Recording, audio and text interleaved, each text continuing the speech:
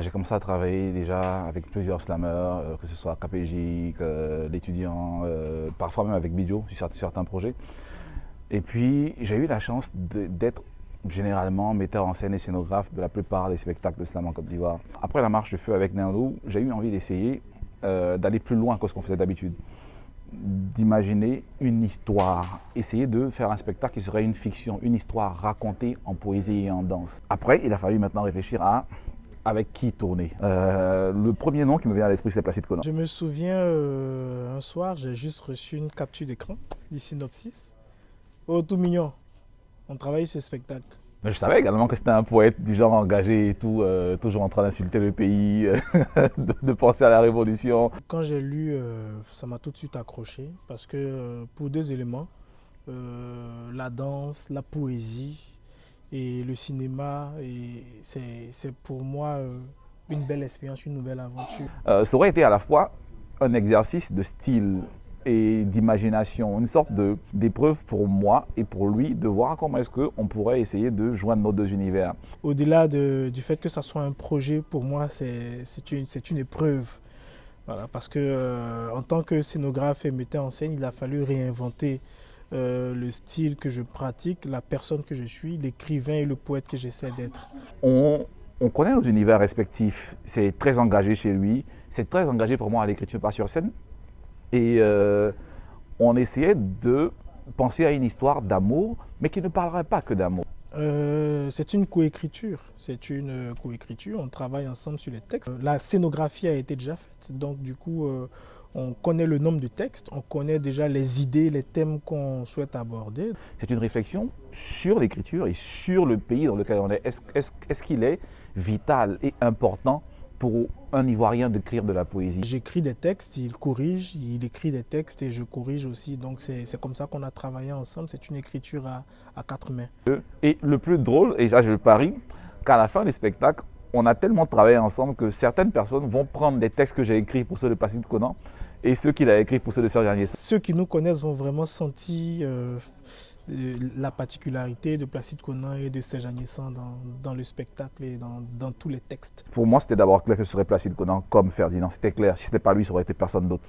J'aurais même préféré jouer au lieu de prendre quelqu'un d'autre que Placide Konan. Parce que j'avais bien envie qu'il se surpasse et qu'il s'essaie à autre chose. Parce que ce qu'il va jouer ce jour-là, c'est faire l'acteur qui n'est pas totalement slammer. Parce que le slammer, il vient, il joue ses propres textes.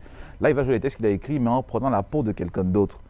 Dans ce cas-là, c'est totalement différent. C'est pareil également pour Marcel Cabran, qui va jouer le personnage d'Akissi. Je ne la connaissais pas du tout. Hein.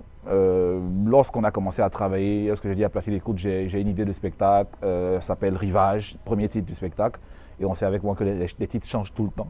Donc c'était Rivage. À la base, c'était Rivage. Je me souviens, quand il m'a parlé du projet, c'était Rivage. J'ai aimé.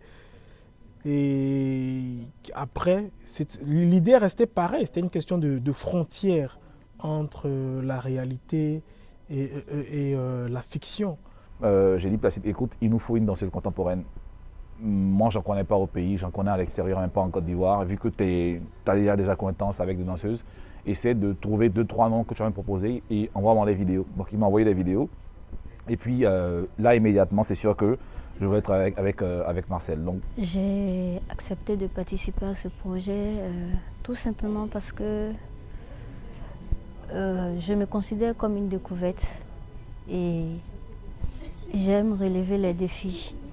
J'aime me retrouver sur des scènes qui sont autres que celles que j'ai l'habitude de côtoyer, d'embrasser et tout.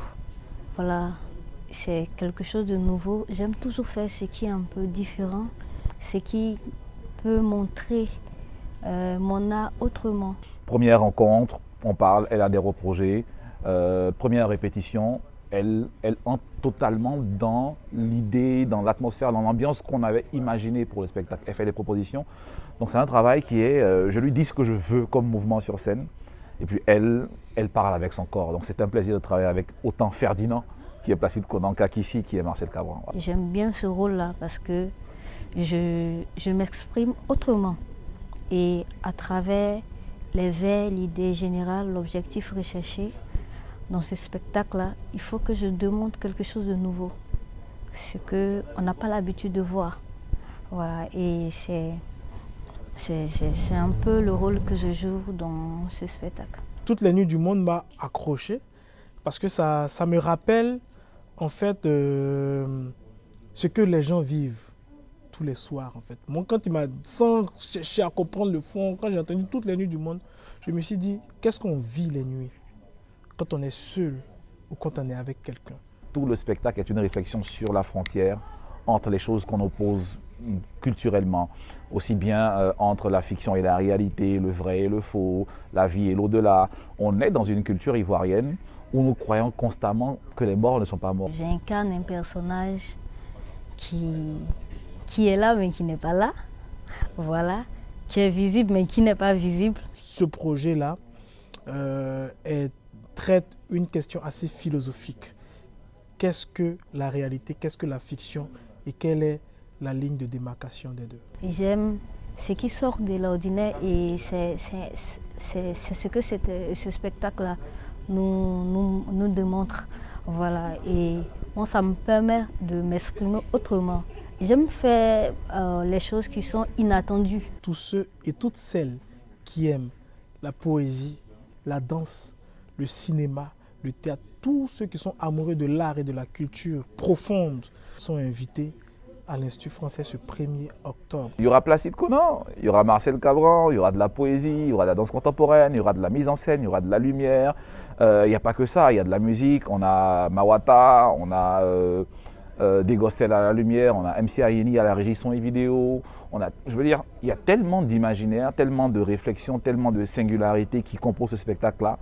Alors, moi, c'est Marcel Cabran, cello, comme les gens me connaissent. Je suis danseuse professionnelle, danseuse interprète et enseignante en danse.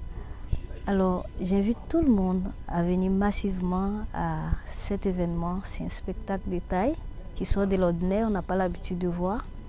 On allie les paroles, la lecture, et tout au corps. Et comment le corps s'exprime à travers tous ces mots que vous allez entendre. Ne vous faites pas raconter. Venez le voir, vous allez adorer. Salut, c'est Ferdinand. Je vous invite ce 1er octobre à l'Institut français de Côte d'Ivoire pour le spectacle Toutes les nuits du monde. Venez à Toutes les nuits du monde pour construire vos prochains jours. Slam Crépus. C'est Serge Agnès-San, metteur en scène et sonographe de Toutes les nuits du monde. Je vous invite tous le 1er octobre 2022 à l'Institut français à 19h. Mais vraiment, c'est 19h. On fera l'effort d'être très ponctuel, de commencer à l'heure. Donc déjà à 18h30, il faudra être là, sur place. Ce sera un spectacle inédit, ce sera une audace qu'on ose, Placide Conan et moi. On espère que vous serez des nôtres et qu'on pourra parler après le spectacle. Donc venez nombreux, puis ce sera un plaisir de vous voir tous là-bas.